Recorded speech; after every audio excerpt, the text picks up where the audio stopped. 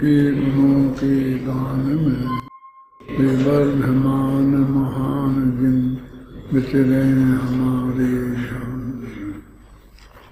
99वीं गाथा हो गई थी, अंत की 3-4 पंक्तियां रह गई थी जो निष्कर्ष की हैं, वो पढ़ लेते हैं। इस प्रकार एक जो है ना ब्लैक टाइप में छपा, ये तो हो गया था।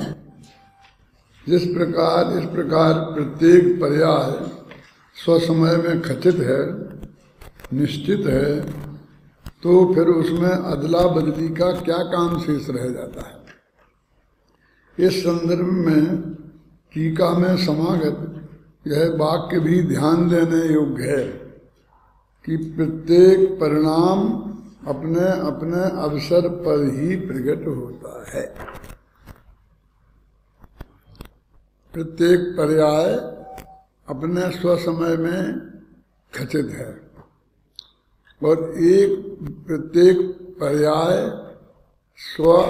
जब उसका नंबर आएगा, अवसर आएगा, तब वो प्रकट होगी। वो अवसर अनंत काल में, जिसमें आदि और अंत दोनों ही शामिल हैं, सब जिंदगी में एक बार आएगा। एक पर्याय तो एक ही बार प्रकट होगी ना, है ना, और कभी आएगा नहीं। ऐसी ये वस्तु की सुंदरतम व्यवस्था है। अब हमें ऐसा क्या, 5 द्रव्य ने तो चुपचाप स्वीकार कर है ही, उनको तो अजीब द्रव्यों में उनने तो कभी ऑब्जेक्शन किया ही नहीं है। और एक जीव ही है, सो अश्विनी पंचेंद्री तक ऐसा कोई स्वीकार अस्वीकार करने का भाव नहीं है। अभी अश्विनी पंचेंद्री की पर्याय हुई है,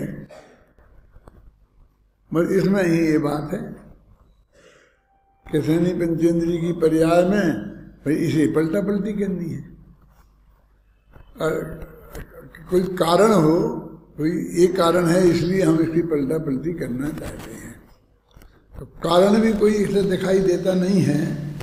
अब छोटे छोटे स्वार्थ के कारण कि मेरे को जरा इसमें अनुकूलता नहीं है, इसमें अनुकूलता है, ये खाना है, ये नहीं खाना है, इनके लिए तुम इतनी बड़ी व्यवस्थित व्यवस्था को पलटने का विकल्प करता है और वो विकल्प की तेरी पूर्ति नहीं होती है, तो उस व्यवस्था को ही अस्वीकार कर देता है। ये कितनी बड़ी अयोग्यता है। उन्हें कोई साधारण व्यवस्था की बात तो नहीं है ना। जैसे भारत के हित में कोई एक कानून बनाया गवर्नमेंट ने, है ना, कि भाई आप कहीं भी भारत को छोड़ के जाते हैं तो यहाँ से परमिशन लेके आपको जाना चाहिए, और जहाँ जा रहे हैं वहाँ की भी परमिशन लेना चाहिए, नहीं तो आप तकलीफ में पड़ जाएंगे, है ना। तो कहे साहब हमें क्या, हम अपनी मर्जी से चाहे जहाँ जाएं, तुमने क्या हमें खरीद लिया है। अब बिल्कुल देश के हित में और वस्तु की व्यवस्था है, और तेरे को कोई ऐसा कोई खास मतलब ही नहीं है। पूछ के जाना चाहिए का अर्थ सिर्फ इतना ही है कि तुझे पासपोर्ट बनवा लेना चाहिए कि मैं यहाँ का हूँ अपनी पहचान के लिए, और बस पासपोर्ट तो आसानी से हर एक को मिल ही जाता है। 2 अरब से 1 अरब 1.25 अरब जो लोग हैं, सब पासपोर्ट ले हुए। गवर्नमेंट तो ये चाहती है, वो परमिशन, उसमें तो तुम्हें कोई परमिशन का सवाल नहीं है, बस एक व्यवस्था है, व्यवस्था के अंतर्गत ले लो। और जब तुम दूसरे देश का वीज़ा ले लेते हो जाते हो, तो यहाँ की गवर्नमेंट भी आपको, जब तक कोई आप पर विशेष प्रतिबंध नहीं हो, आपने कोई ऐसा अपराध नहीं किया हो कि जिसमें आपको जेल में जाने की ज़रूरत है ना, तो गवर्नमेंट नहीं रोकेगी। आप चाहे जहाँ जाओ, हर एक को परमिशन मिलती है। मतलब वो परमिशन ऐसी नहीं है कि बहुत बड़ी दुर्लभता से प्राप्त होती हो। फिर आप क्या, तो ऐसे ही कहते इतनी सुंदरतम वस्तु व्यवस्था है, और उसमें भी प्रत्येक परिणाम अपने अवसर पर ही प्रकट होता है। इन सबसे यही निष्कर्ष निकलता है कि द्रव्य की जो पर्याय जिस समय जिस कारण से होनी है वह तदनुसार ही होती है। जिस कारण से, तो कारण तो 5 बता ही रहे, यहाँ जिस कारण से का अर्थ निमित्त पूर्वक है, जिस निमित्त से, कि उसमें जो निमित्त होगा उस समय पर निमित्त भी हो जाएगा।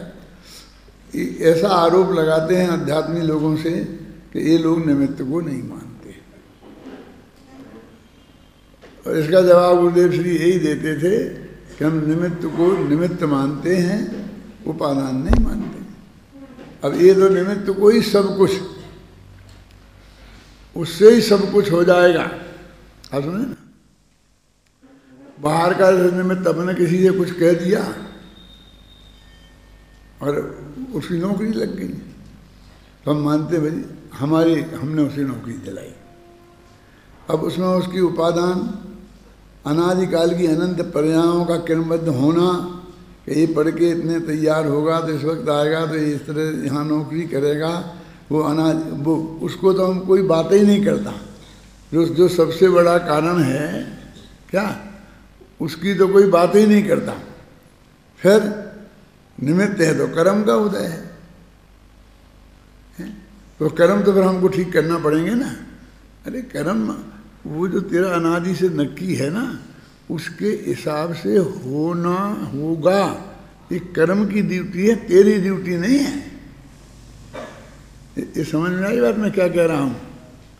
कि जब पहले तो नक्की वो है जो होना है, वो पहले से नक्की है अनंत काल तक का, और कर्म को अब नया होना है और वो उसमें बदलने की गुंजाइश नहीं है। तो अब कर्म ही इस बात के लिए हो गया बाध्य कि वो उसके अनुसार बंद है। अब मैं कर्म अच्छा मानूं बुरा नहीं मानूं, मुफ्त में उधर की फिक्र कर रहा है।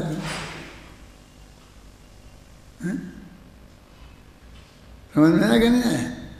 पर्याय सो समय में आएगी, उसमें कोई चेंज होगा नहीं। अब यदि ये पर्याय इस कर्म के उदय से आती है, माने हम मनुष्य जाति कर्म नाम कर्म का उदय हमें होना चाहिए, मनुष्य आयु कर्म का उदय हमें होना चाहिए, और जो भी निमित्त उसमें हैं वो कर्म के उदय, तो वो कर्म के उदय तो पहले बंधे होंगे, उसके अनुसार ही होंगे ना। क्या इसमें वो सब समझ लेना, उसमें उत्कर्षण अपकर्षण वगैरह होगा, वो भी सब उस व्यवस्था को तोड़कर नहीं होता। कहते थी सागर की आयु बन गई थी उनकी, के साथ में नरक की आयु बन गई थी राजा सैनिक की, और वो अभी गए 84,000 वर्ष में पहले ही नरक में हैं।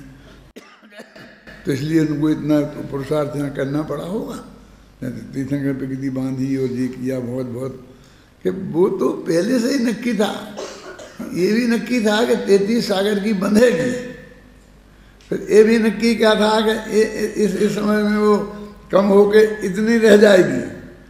और जिस निमित्त पूर्वक माने जैसे परिणाम इनके होंगे, वे परिणाम होने भी नक्की थे। ये हम क्यों भूल जाते हैं कि नहीं साहब वो इतना बहुत बड़ा परिवर्तन होता है, वहाँ हमारे 10 करण हैं, 100 करण हुए ना। इस क्रमबद्ध पर्याय से कर्म की फिलॉसफी का कहाँ टकराव है? मुझे तो कहीं कोई टकराव दिखता ही नहीं है। टकराव तो उन 2 लोगों में है, जो एक कहता है कि जैसा कर्म का उदय आएगा वैसा होगा। कि कर्म का उदय भैया कैसा आएगा कि जैसा बांधेगा, जैसा बांधेगा वैसा उदय में आएगा, और जो उसमें चेंज मेंज नहीं हो सकता। हाँ, यदि वो सब बताया है शास्त्र में कि ऐसे ऐसा करेगा तो चेंज नहीं हो जाए। अरे ऐसा नहीं बताया किसी शास्त्र में, ये बताया है कि जब ऐसे ऐसे परिणाम होंगे तब उसका ऐसा परिवर्तन होगा, और जिसको ऐसा परिवर्तन होना है उसके ऐसे परिणाम होंगे, और तुम्हें कुछ पता नहीं है कि किस परिणामों से कैसे होते हो, मुझे क्या करना है। वो सब काम ऑटोमेटिक प्रक्रिया के अंतर्गत होता है, और उसमें से बीच में कभी कर्म को करता, कभी अपने को करता। कर्म के उदय के अनुसार होगा, ऐसा कह के हमने कर्म पे सब डाल दिया। फिर हमने कहा कर्म के बुलाओ, तो मैंने कुछ नहीं कि नहीं, जैसा कर्म बांधा होगा वैसा उदय में आएगा। तो बांधने में तो फिर मैं, अब मुझे संभल के रहना चाहिए। ये संभलने की कहाँ गुंजाइश है? समझ में ना? तो ये तो सब कुछ सुनिश्चित है और वो सारी व्यवस्था अत्यंत ऑटोमेटिक है, समझ में ना? उसमें से तेरे को कुछ नहीं करना है। ये जो हमारे लिए दुर्भाग्य की बात है कि हमारे हाथ में कुछ नहीं है, कि परम सौभाग्य की बात है कि हमें उसमें सोचना भी नहीं है कुछ। जो परम सौभाग्य को हमने परम दुर्भाग्य मान लिया है।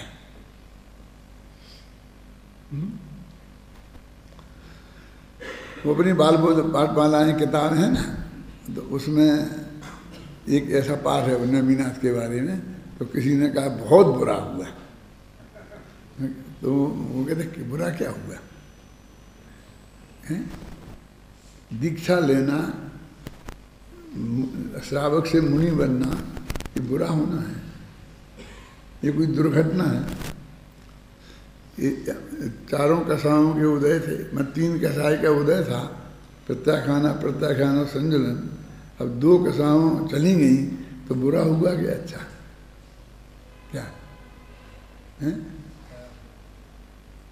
तुम बस एक व्यक्ति के हिसाब से कहीं से कुछ भी खोजे और उसके हिसाब से सारी जगत को बुरा और सारी जगत को अच्छा ठहरा दे, हैं?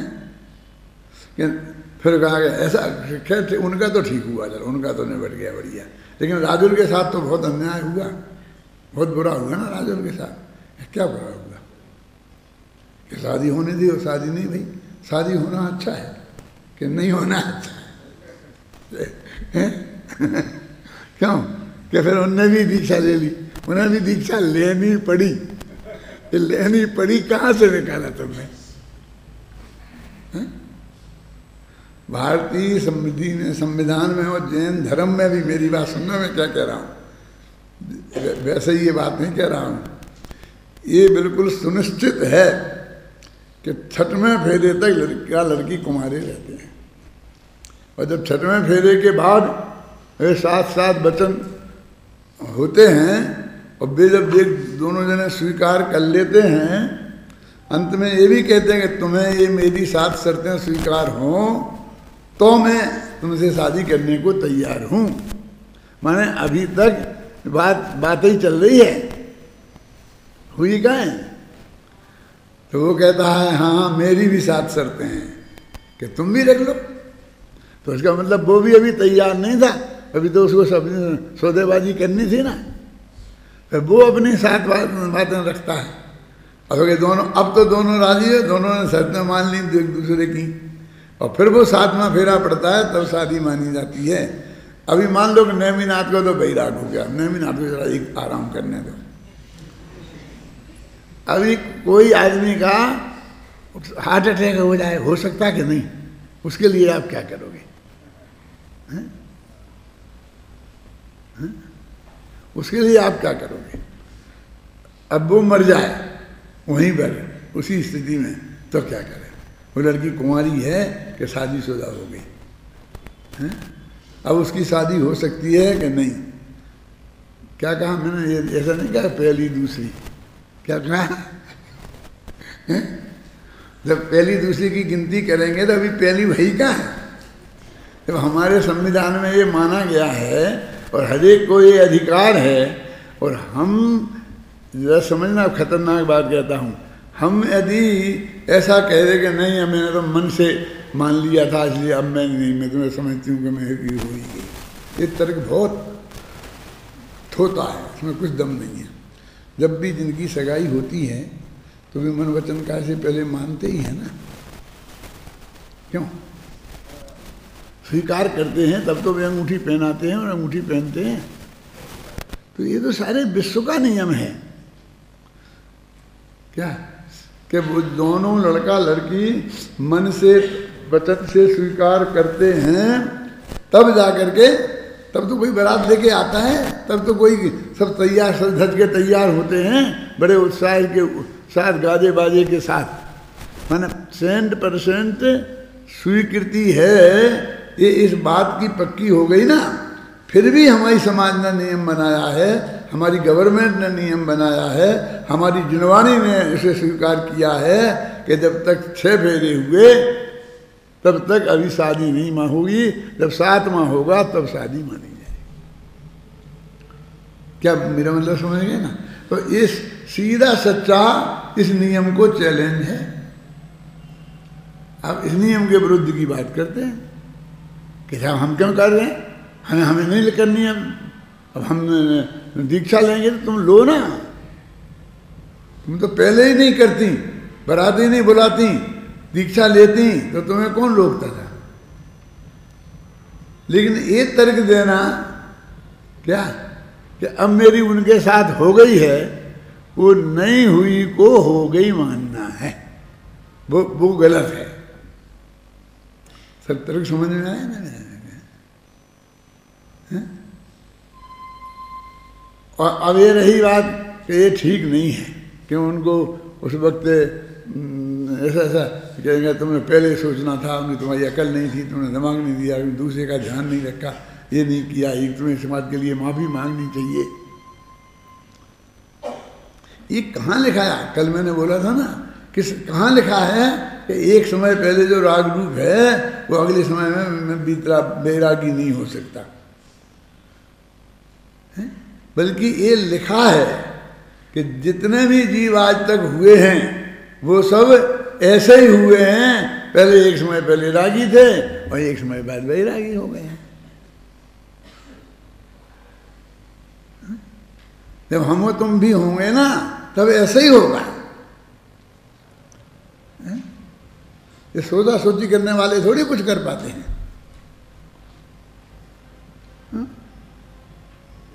मेरे कहने का मतलब है वस्तु के स्वरूप के अनुसार विचार तो 24 घंटे ही होता है, ख्याल में है ना। और ये तो विचार तो उनने पक्का नक्की पहले ही कर लिया।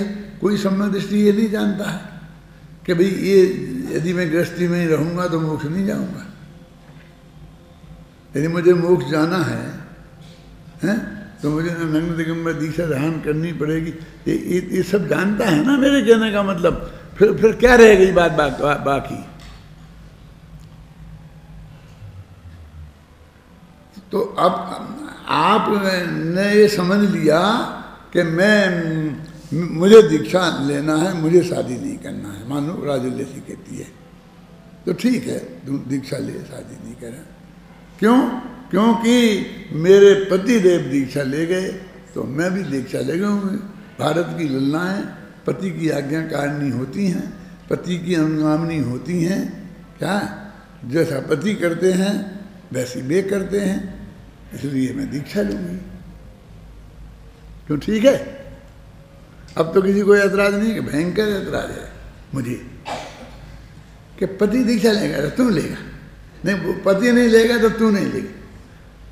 तुझे वैराग तो है ना, अपने पति के प्रति तीव्रतम राग है। क्यों? और इसलिए कर तो ऐसे लोग दीक्षा लेके क्या निहाल करेंगे?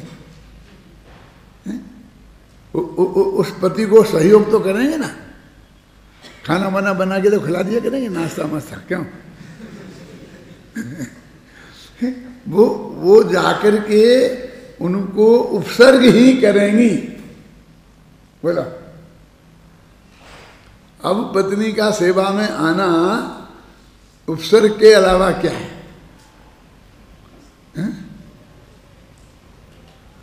अब विचार करो गंभीरता से। यानी पति ने दीक्षा ले ली इसलिए मैं दीक्षा लूंगी, एक तर्क भी बहुत बुरा है, गलत है। साहब आप राजुल का विरोध करो। राजुल का विरोध मैं क्यों करूंगा? मैं तो उन पंडितों का विरोध कर रहा हूं जिनने वो राजुल को इस रूप में प्रस्तुत किया है। ऐसी राजुल कहाँ थी? समझ में है ना कहना क्या? उस सत्य को प्रस्तुत नहीं किया और उसे महान माना कि उसने कहा मेरे पति की हाँ जैसा करूँगी ऐसा करूँगी ऐसा करूँगी, हाँ बहुत बढ़िया बेटा, चढ़ जा बेटा सूली पर, भला करे भगवान। हैं कि पति को, पता को, माँ को, बाप को छोड़कर दीक्षा ली जाती है। अपने प्रवचनसार में लिखा है ना कि उससे माता से कहा, और ऐसा ऐसा ऐसा पूछा जाता है कि हे माता तू मेरी माता नहीं है, शरीर की माता है ना, ऐसा अस्वीकार करके। वो तो जो 7 फेरे पड़े थे उसके पेट से हम पैदा हुए हैं, फिर भी इस बात को स्वीकार करके भी इनकार कर देता है दीक्षा लेने वाला। तो अभी इनकी तो शादी हुई ही नहीं थी क्या, तो वे पति के, फिर पति की कहाँ है, फिर पति कहाँ है?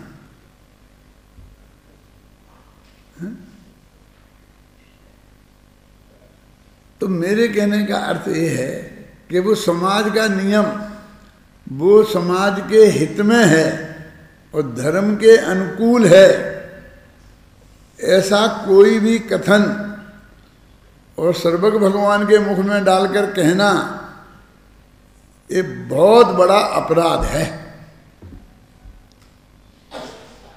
क्या किसी के देखा देखी दीक्षा लेने की बात की प्रशंसा करना ये भी उतना ही बड़ा अपराध है। समझ में आई कि नहीं आई?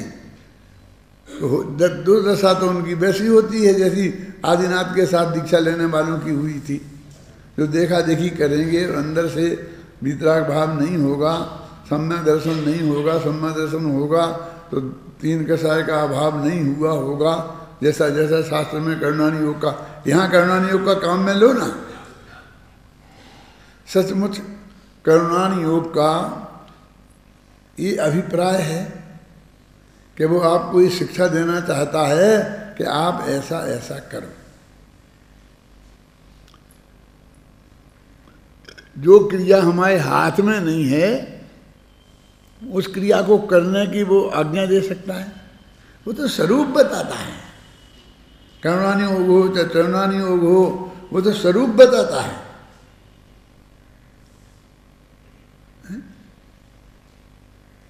जैसे चरुणानि योग में इतना विस्तार से वर्णन है, तो वो तो ये जीव कहाँ कहाँ हैं वो ये बात बता रहा है। और हमारा जीवन अहिंसक होना चाहिए, है ना? तो अहिंसक जीवन के लिए हमें जीवों का पता ही ना हो, जीव जाति जाने बिना दया कहाँ से हो। तो सब जगह जीव है, उन्हें तो पहचान, इसे तो हम पत्थर समझ रहे, तो इस पर हम दया कैसे आएगी? माने उसको हम जीव समझे ना। खेमचंद भाई तो ऐसा बोलते थे कि तुमने ये जीव नहीं माना उसे, तो एक दिन तुमको ऐसी पर्याय प्राप्त होगी, कैसी, कि दुनिया तुम्हें जीव नहीं मानेगी। क्या तुम्हारा अस्तित्व जीव के रूप में स्वीकार नहीं किया जाएगा। वो ऐसा नहीं कहते थे कि तुम आलू को खाओगे तो आलू अगले भव में मनुष्य होगा, तुम आलू होगे और तुम्हें वो खा जाएगा, ऐसा हिसाब किताब ज़्यादा नहीं है। फिर मैं एक बात कहना चाहता हूँ, अपने पुष्पाद योग के शास्त्रों में जो ये कहानी किससे लिखे हैं कि उनके 9 भव से संबंध थे, इसके विरुद्ध फिर मैं ये कहना चाहता हूँ कि बहुत जीवों के रहे होंगे, उसमें मुझे रंच मात्र भी ऐतराज नहीं है, लेकिन उनसे अनंत गुणे जीव ऐसे हैं कि जिनके आपस में ऐसे कोई रिश्ते नहीं रहे, और भविष्य में भी कोई नहीं रहेंगे। क्या समझ में जाता है? माने उनने हमारे को इतना हैवी कर दिया कि 9 भव की प्रीति लगी और 11 भव की प्रीति लगी और फलाना फलाना, ऐसा कुछ नहीं है। हम और तुम हो सकता है पहले जिंदगी में कभी मिले ही नहीं हो। अब देखिए थे क्या बना लूँ, कहाँ कहाँ मिले होंगे, कहाँ कहाँ मिले होंगे, लेकिन 99% इतना ये चांस है कि मिले ही नहीं हो, समझना। और भविष्य में कभी मिलेंगे ही नहीं, ऐसा भी है 99%। 1% कदाचित वो पुराणों के लिए मैं छोड़ देता हूं। समझ में आ रहा है? लेकिन वो कहानियां उनकी ही आती हैं। वे मिले थे, उनके भी 9 भाव आते हैं, 9 भाव का उनको जात सम्मेलन होता है, वो आदर्श बन जाता है। फिर सबको ऐसा लगता है हम अगले भाव में मिल जाएंगे, फिर यहाँ मिल जाएंगे, फिर वहाँ मिल जाएंगे, फिर निदान मानते हैं मैं ऐसा हो जाऊँ, मैं इसी माँ के पैदा हूँ, वो माँ कहते हैं ये बच्चे मेरे ही पैदा हूँ। अब तुम, इसका मतलब ये है कि तुम अगले भाव में भी औरत हो, यही समझती है। क्यों? स्त्रीलिंग का छेद नहीं करना है कि स्त्रीलिंग का छेद हो जाएगा तो बाप बन जाएगा। ऐसा मेरे कहने का मतलब ये है कि कोई संबंध नहीं है, और संबंध की बात ना भूतकाल की सोचो ना भविष्यकाल की सोचो। क्यों? इस भव की तो सोचें कि कल की मत सोचो। क्या? कि कल भी हमारा और तुम्हारा मिलान रहेगा, ये भी बिल्कुल सुनिश्चित नहीं है। क्या? और होगा तो केवली के क्या, केवली को पता होगा। तो हमको क्या करना चाहिए? फिर मिलेंगे तो मिल जाएंगे, नहीं मिलेंगे तो नहीं मिलेंगे। कि नहीं तुम कल मिलो ना, तो मुझे कल दे, तुम्हारा रूमाल है, मैं तुम्हें देना है, दे दूंगा कल। कि आज ही दे दो ना, मिले तो नहीं मिले ठीक है। कल को क्यों छोड़ते हो? समझ गए ना? जो तुमको तीव्र विकल्प है वो आज ही करो पूरा, ना झगड़ा खत्म। मेरे कहने का मतलब ये है कि इतनी सुंदरतम व्यवस्था है, बढ़िया, उसको हमें सहज भाव से स्वीकार करना चाहिए। उसके सहज भाव से स्वीकृति का नाम सम्यक दर्शन है।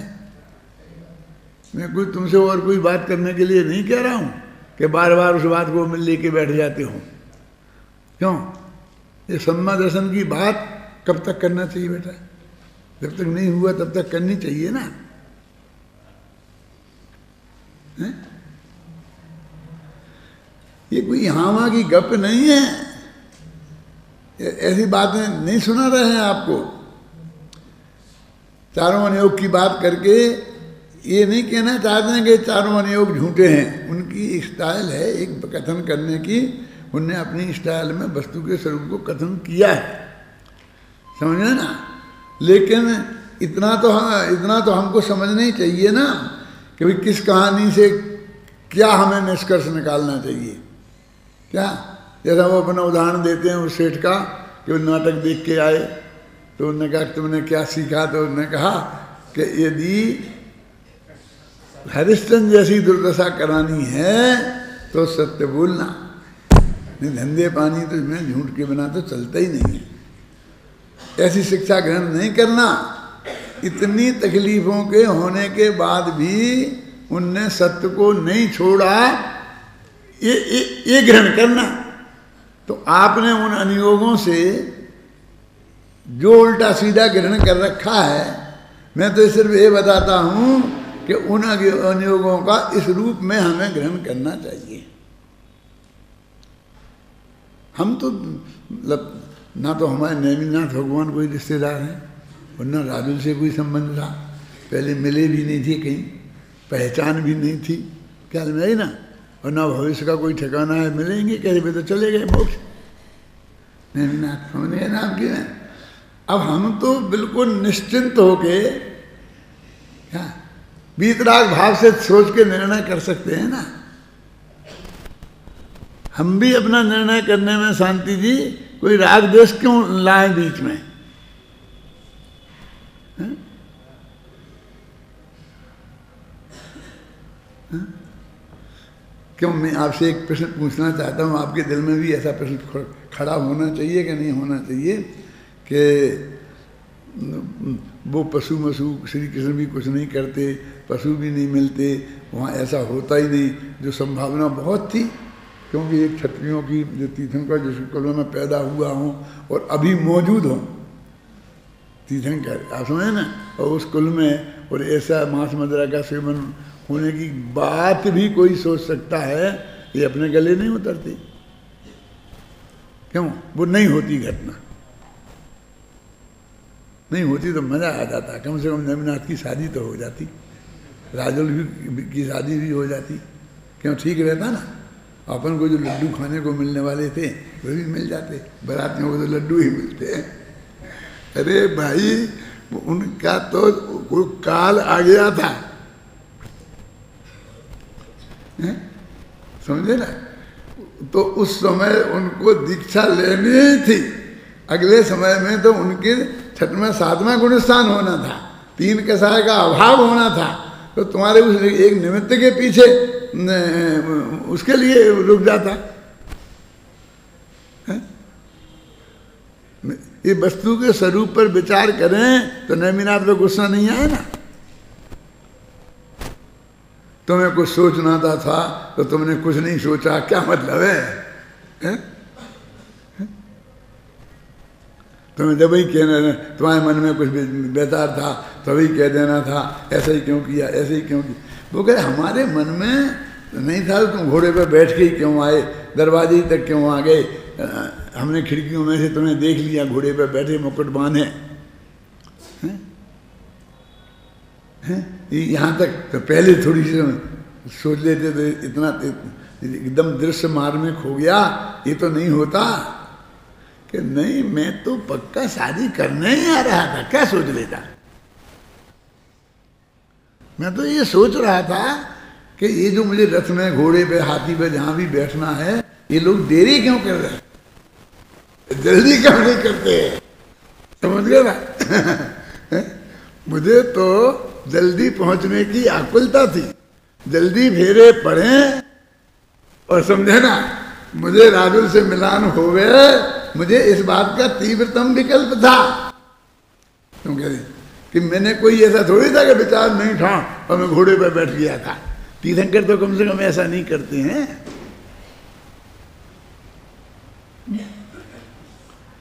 क्या ख्याल में मैं क्या कह रहा हूं, ये कोई छलमल नहीं है, ये वस्तु के स्वरूप के विरुद्ध नहीं है। क्यों? एक समय राग, अगले समय वैराग हो सकता है। तो उसके एक समय पहले तक बिल्कुल पक्का तीव्र राग था, उसमें कोई छलमल नहीं था, बराबर विचार से वो आए थे। वो ये थोड़ी जानते कि तुम्हारे यहाँ क्या होगा, कि साहब आपने ये भी नहीं सोची कि हमारी लड़की का क्या होगा, हमारी लड़की की क्या हालत होगी, और लड़की के बाप को हार्ट अटैक हो जाए तो कौन जिम्मेवार होगा। क्यों? अरे भाई लड़की के माँ बाप हैं तो लड़के के भी माँ बाप तो हैं ना। तो उसने अपने ही माँ बाप का नहीं सोचा तो तुम्हारे माँ बाप का क्या सोचना है? ये क्यों नहीं विकल्प आता है तुम इन सब पंडितों को? समझ रहे क्या क्या क्या कह रहा हूं मैं? बोल खड़ा, क्या कहा मैंने?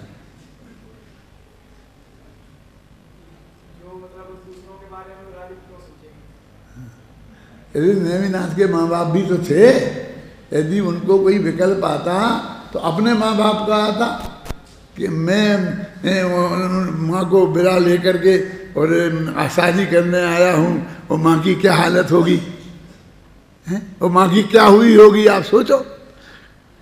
ये तो कोई को सोचने की फुर्सत ही नहीं है, कोई कभी लिखता नहीं है उधर, उनको तो भूल ही गए कि वे कोई है कि नहीं है। और मैंने ऐसा भी देखा है कई पुराणों में कि फिर राजुल का क्या हुआ, इनका क्या हुआ, इसको ही भूल गए। वो तो आगे में नेमिनाथ गए, दीक्षा ली, दीक्षा केवल ज्ञान कल्याणक हुआ, फिर दिव्य ध्वनि खिली, और फिर रुक्मणी ने अपने पूरा भव पूछे, सत्यभामा ने अपने पूरा भव पूछे, फिर जाकर के बस ये किया। सर ये 8 पटरानियाँ अपने पूरा भव पूछ रही हैं और नेमिनाथ 8 पटरानियों को पूरा भव बता रहे, क्या खेल है?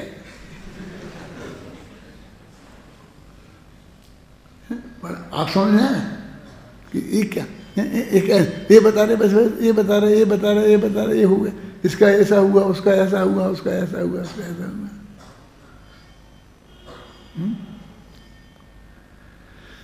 वहां राजुल का क्या हुआ किसी ने एक शब्द ही नहीं मिलता है।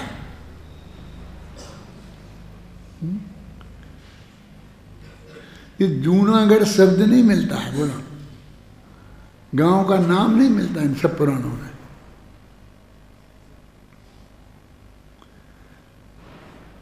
फिर उनकी यहाँ दृष्टि गई, वहाँ नहीं गई। एक आदमी तुम लोगों में से ऐसा महाकाव्य लिखना कि जिसमें नेमिनाथ चले गए तो उनकी माँ की क्या हालत रही, इसी बात का वर्णन हो 150 पेज में।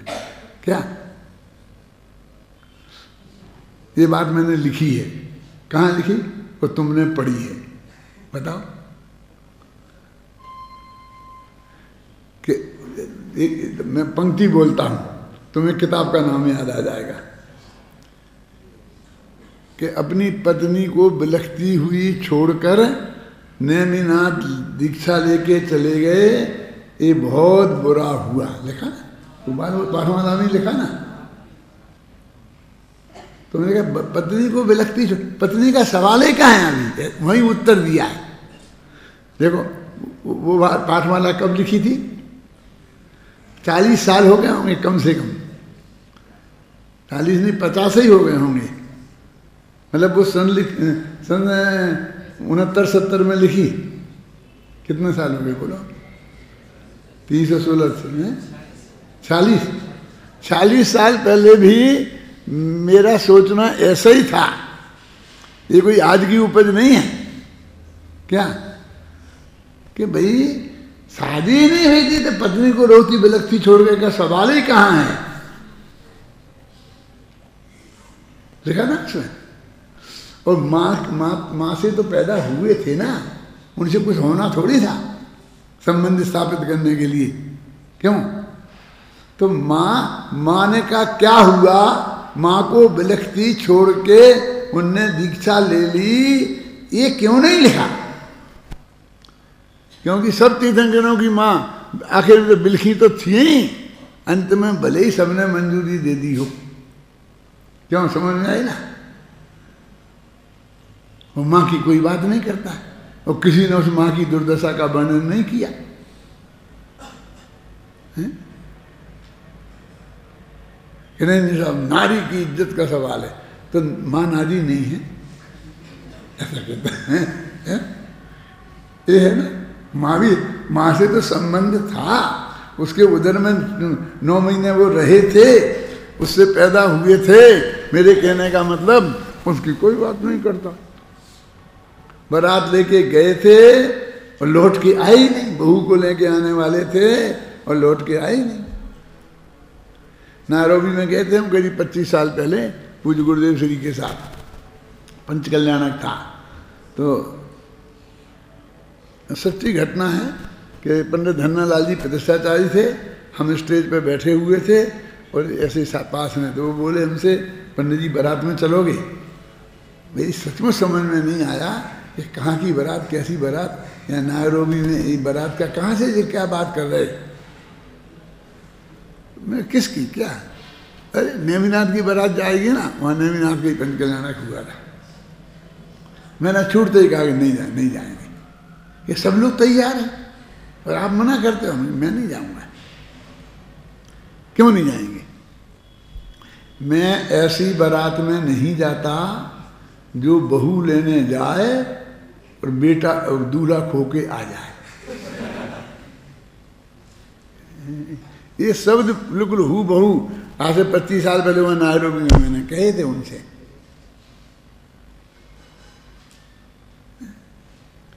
मालूम सावन का महीना था जब वो बारात गई थी, क्योंकि दीक्षा कल्याण का काल वही है ना नेमिनाथ का। तो अपने हिंदू वाले कहते हैं कि सावन में तो शादी होती ही नहीं। मैंने कहा गुजरात में होती है, क्या करें? मैं गुजराती बोलते हो, देखो नेमिनाथ की हुई थी, नेमिनाथ की हुई थी। मैं कहा ज़्यादा गड़बड़ मत करो तुम, जैसी नेमिनाथ की हुई थी वैसी तुम्हारी होगी। शादी के लिए थोड़ी नेमिनाथ आदर्श है। केवल ज्ञान के लिए आदर्श होंगे, वो कोई बढ़िया शादी थोड़ी है। वो तो सबसे ज्यादा असफल शादी है। शादी की दृष्टि से तो असफल ही है ना। क्यों? ऐसे ही जो वस्तु का स्वरूप है, सहज बहुत होता है। मन सैकड़ों बारातें जाती। मेरी सुनना क्या कहना चाहता हूँ, उपजाती हैं और फेरे पड़ते हैं और पूरी शादी होती है और फिर जिंदगी भर साथ भी रहते हैं। और ऐसी एकाध होती है, रेयर केस होते हैं नेमिनाथ जैसी का, लेकिन वो भी होती हैं ना। क्या समझ में आया? है ना, एक हुई तो उसका मतलब होती है ना। तो और भी कैसे कई कारण हो सकते हैं कि लड़का मना कर देगा मैं शादी नहीं करूँ, लड़की मना कर देगी मैं शादी नहीं करूँ। रोज ही ना अखबार पढ़ लो, उसमें आता है कि लड़का के मुँह से शराब की बदबू आ रही थी तो लड़की ने फेरे पड़ते मैंने कह दिया मैं नहीं करती इसे शादी। फिर बहुत समझाया लेकिन बस बारात फिर बिना ही शादी की लौट गई। ऐसे रोजीना समाचार आते हैं अखबारों में। क्यों? मुझे ये मालूम पड़ा, मुझे ये मालूम पड़ा, मुझे पहले लड़की को ढंग से दिखाया नहीं गया था और यहाँ देख के मैंने आगे दिखा दे तो गूंगी है। ये तो ऐसे जो चीज़ उसके ध्यान में नहीं आई थी वो कहता मैं नहीं करूँगा। लेकिन ऐसे केस लाखों करोड़ों में एकाध ही होते हैं ना, अखबारों में वही भरे रहते हैं। ऐसी शादियाँ भी रोजाना होती हैं कि शांति से हो जाती हैं और शांति से वे जिंदगी भर अपने साथ रहते हैं। अखबार कोई लिखता ही नहीं, क्या करें? अखबार के लिए तो समाचार ही ये है कि कहीं गड़बड़ हो और उसका नाम अखबार उनको समाचार मानता है, वो उसको समाचार ही नहीं मानता है। क्या है? समझे ना, उसको समाचार ही नहीं मानता है। क्या करें? तो ऐसे ही हमारे जनवाणी में भी हुआ है। कैसा हुआ है कि जो ऐसा कुछ अद्भुत हुआ तो उसको उन्होंने लिख दिया और हम वही पढ़ते हैं और उससे अपना माइंड बनाते हैं। मैं सबके दिमाग में ये डालना चाहता हूं बुद्धिपूर्वक कि जैसी जितनी घटनाएं जिनको तुम आदर्श मान के चल रहे हो, जितनी हुई हैं उससे लाखों गुनी ज्यादा घटनाएं उससे उल्टी हुई हैं और फिर हमें उसका विचार करना चाहिए ना। विदेश की यात्रा पर लोग पुराने जमाने में उससे जाते थे पानी के जहाज से। ये बहुत पुराने की बात नहीं है, 100-150 वर्ष पहले भी जाते थे। अभी भी अमेरिका में ऐसे लोग हैं जो यहाँ से पानी के जहाज से लंदन गए थे और फिर लंदन से पानी के जहाज से ही अमेरिका गए थे। जब सबसे पहले गए थे, एक नाम बता सकता हूँ, नाम का नाम तनसुख सालगिया है। तो वो कहते थे हमारे पास पैसे नहीं थे, तो इतने ही पैसे थे कि लंदन तक पहुँच सकते थे। तो टिकट लंदन का ले लिया और फिर लंदन में उतर गए और लंदन में 1 साल तक नौकरी करी। मिल जाती हैं वहाँ ऐसी टेम्परेरी नौकरी। फिर उससे वो पैसा इकट्ठा किया कि जिससे हमने अमेरिका का टिकट लिया। कहेगा वही, जब प्लेन तो चलते थे, ऐसा नहीं कि नहीं चलते थे, वो इतना ज़्यादा पुरानी बात नहीं होगी, उनकी 60 वर्ष ज़्यादा पुरानी बात नहीं होगी। तो फिर प्लेन का होता था मान लो 1000 रुपया, तो उसका 100 रुपया, इतना कम टिकट होता था काहे का पानी के जहाज का। तो उससे हम इसलिए उसमें जाते थे। तो ऐसे लोग जाते थे। एक आदमी ने वहाँ पे एक छोटा सा चर्च बना के रखा था। कहाँ? समुद्र के किनारे। ये अभी भी देखो, बम्बई में समुद्र है, वहाँ काली देवी, कौन सी देवी बैठी हैं? मुंबा देवी बैठी हैं। कलकत्ता में समुद्र है, वहाँ काली देवी बैठी है। जहाँ जहाँ होंगे सब देवता वहाँ बैठे हैं, क्योंकि वहाँ इनकम के सोर्स अच्छे रहते हैं। क्योंकि लोग आते हैं जो विदेश में जाते हैं तो डर लगता है उन्हें बहुत ज़्यादा, और डरे हुए लोग भगवान को ज़्यादा याद करते हैं, इसलिए उन्होंने अपना अड्डे वहीं बनाए हैं सबने। तो वो हर एक आदमी को ऐसे फोटो लगा रखे थे कि भाई इतने आदमी मेरे को $101 दे के गए और ये सुरक्षित लौट के आए। यदि आप जा रहे हो तो आपको सुरक्षित लौट के आना है तो $101 जमा करा। और लोग कहते $101 तो बहुत ज़्यादा नहीं है, जीवन का सवाल है ना, रक्षा का, दे दे दे दे। और वो फोटो खींच लेता था, तो लगा देता और लिखवा के ले लेता, साइन कर देता था। मेरे जैसा कोई गया सिरफिरा, तो उसने कहा कि ये लोग तो आपको 101 रुपया दे गए डॉलर और लौट के वापस आ गए जिंदा, और वे लोगों की फोटो भी बताओ जो तुम्हें 101 दे गए और लौट के नहीं आए, उनकी फोटो भी देखूंगा वे कितने हैं। और जो तुम्हें नहीं दिया जिनने डॉलर और फिर भी वे लौट के आ गए, उनकी फोटो भी देखूंगा। वो जो तुम्हें नहीं दिया और लौट के नहीं आए, ये चारों के फोटो लगाओ, वो गिनती से 100 आ गए लौट के, 200 यहाँ आए, फिर मैं निर्णय करूंगा कि मुझे तुम्हें 101 डॉलर देना है क्या नहीं देना। ऐसे तो कई बहुत कम होते हैं ना लोग, हैं, बस हो जाता है, ठीक हो जाता है, ठीक हो जाता है। अरे श्रीपाल का हुआ था, फलाने का हुआ था, और चलती है दुकान लाखों वर्ष तक, लाखों गांवों में दुकान चलती है, हो गया था ठीक, हो गया था ठीक, हो गया था ठीक। मैं पहले सच्चक विधान बहुत कराता था, किया मैंने 150 तो कराए होंगे, तो प्रतिष्ठाचारी बन के हैं। तो मैं देखता था कि उनमें से किसी ना किसी को कुछ ना कुछ सफेद दाग कहीं ना कहीं होता था, इसलिए वो विधान कराते थे। तो वो जब मैं वहीं ठहरता था तो वे नहाते धोते थे ना, तो दिख जाता था। कई नाम मुझे अभी याद आ रहा है लेकिन बोलूंगा नहीं।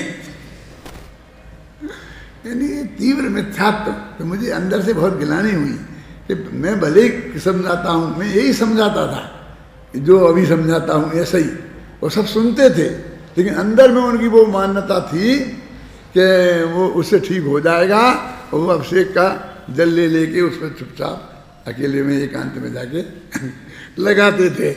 अब क्या पता किसका हुआ किसका नहीं हुआ, लेकिन मेरी अरुचि हो गई कि मुझे ऐसा नहीं कराना है, समझ लो, मेरी अरुचि बहुत हो गई कि मुझे इसमें ऐसा नहीं कराना है।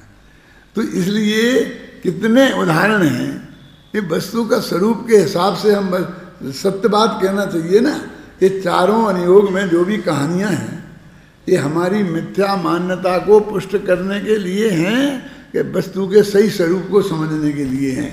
बताओ, हैं? तो ये गलत मान्यताएं जो हैं मिथ्यात्व की, इनको पुष्ट कर रहे हैं हम उनसे, और जिसमें उसका जो सहयोग कर रहे हैं वे भी उतना ही बड़े पाप के भागी हैं। वे तो जब होंगे सो होंगे, और यहाँ लोग फंसा रहे हैं, लोगों को बराबर कह रहे हैं करके कराने के लिए, इसके लिए, इसके लिए। ये अच्छा नहीं है, इसको हमें समझना चाहिए। कहाँ पढ़ रहे थे अपन? इन सबसे यही निष्कर्ष निकलता है कि जिस द्रव्य की जो पर्याय जिस समय जिस कारण से होनी है वह तदनुसार ही होती है। इस प्रकार इस गाथा में यही बताया गया है कि प्रत्येक पदार्थ का प्रदेश क्रम और पर्याय क्रम पूर्णतः सुनिश्चित है। यदि इस संदर्भ में, हाँ वो तो ठीक है, इस विगत गाथा में यह बताया गया है कि उत्पाद व ध्रुव द्रव्य का स्वभाव है। अब स्वामी गाथा में यह बताया जा रहा है कि उत्पाद व ध्रुव में अविनाभाव है। तात्पर्य ये है कि तीनों एक साथ ही रहते हैं, एक के बिना दूसरा नहीं रहता। इससे ये सिद्ध नहीं होता है कि जिसने क्रमबद्ध पर्याय को स्वीकार नहीं किया उसने वस्तु के उत्पाद व द्रव्य स्वभाव को स्वीकार नहीं किया। स्वभाव किसे कहते हैं? जो पर की अपेक्षा नहीं रखे, ऐसी पंक्ति आई ना, स्वभाव उसे कहते हैं कि जिसको जो पर की अपेक्षा नहीं रखे। तो ये परिवर्तन उत्पाद व द्रव्य ये वस्तु का स्वभाव है ना, तो इसमें पर की अपेक्षा क्यों हो? तो अपने आप ही हो ना। तो जब एक अनादिकाल से अनंत काल तक सुनिश्चित है तो फिर उसमें बदलने का क्या कारण हो? वो स्वभाव है ना, स्वभाव में तो हर आत्मा रह नहीं चाहता है। और स्वभाव की सहज स्वीकृति का नाम तो धर्म है ना। ये समझ लेना कि ये सहज स्वीकृति सबसे बड़ा धर्म है। इसके सामने कोई भी धर्म नहीं है, कोई भी विधान, कोई भी पूजा, कोई भी पाठ, कितना ही दान, कितना बड़ी मंदिर, ये सब जिन जिनको तुमने धर्म की गिनती में गिन रखा है, वो इसकी पासंग में नहीं है। पासंग समझते हो? नहीं समझते? पासंग नहीं समझते। पुराने जमाने में जो दुकानदार है ना, वो तराजू से तोल तोल के बेचते थे, ऐसे हाथ से लग के इधर बांट रख दिया और इधर ऐसा रख दिया। तो उसमें ऐसा होता था कि यहाँ ज्यादा नीचा है पल्ला, मूल तराजू में इधर ऊपर है, तो उसको कोई उतनी चीज इधर बांध कर उसके ऊपर उसको ठीक करते थे, उसे पासंग बोलते थे। समझ नहीं? कौन कौन जानता था? एक पीछे वाला जानता था, देखो समझ गए ना, वो पासंग लगा था। तो वो कह रहे उसकी कोई कीमत नहीं है, कोई भी पत्थर मत्था टुकड़ा मुकड़ा रेत मेत कुछ भी ली बांधी और उसे बांध दी, उसकी क्या कीमत थी? तो ऐसे ही कहते हैं कि वो तो है असली माल और ये उस पासंग के बराबर भी नहीं है, ऐसा समझ लेना। तो इतनी बड़ी बात मेरे चित्त में बहुत गहराई से बसी हुई है, नहीं कहूं क्या? विश्व तुम्हारे जितने भी धर्म हैं उनमें आगे पीछे क्लियर लिखा, इससे पुण्य का बंद होगा, ऐसे ये बंद होगा, ऐसे ये हो जाएगा। अरे बंद ही बंद तो लिखा है ना, इसमें ये कहाँ लिखा है बंद होगा? ये तो कहता है कि तुम ये तुम स्वीकृति करो, उसका नाम समय दर्शन है। वस्तु के स्वभाव की स्वीकृति, इसी का नाम तत्ववाद सिद्धांत है, इसी का नाम अपने आत्मा की स्वीकृति है। ख्याल में है ना? उसके माथे पर दुनिया भर के काम सौंप देना, ड्यूटी लगा देना आत्मा को, एक सेकंड भी सोचने की फुर्सत नहीं मिले, इसका नाम धर्म नहीं है। बिल्कुल निश्चिंत कर देना कि तेरे को कुछ नहीं करना है, तो सारी दुनिया बिल्कुल शांति से ऐसी जैसी चल रही चलती ही रहेगी, ऐसी स्वीकृति। अभी मैंने कल कहा था कि अपना अगली गाथा चलाएंगे, लेकिन थोड़ा रह गया तो मुझे विकल्प आया। फिर मुझे डर लगता है कि वो जो रह गया और मैं उसे बोलूंगा तो फिर अगली गाथा नहीं आ पाएगी क्योंकि उसमें असली मूल मुद्दे की बात लिखी ना, निष्कर्ष लिखा ना, तो वही तो लिखा कि सब कुछ नक्की है। तो सब कुछ नक्की है वाला मामला यदि मैं बोलने बैठूं और फिर उसमें बोलना खत्म करने के पहले वो खत्म हो जाए, ऐसा नहीं हो सकता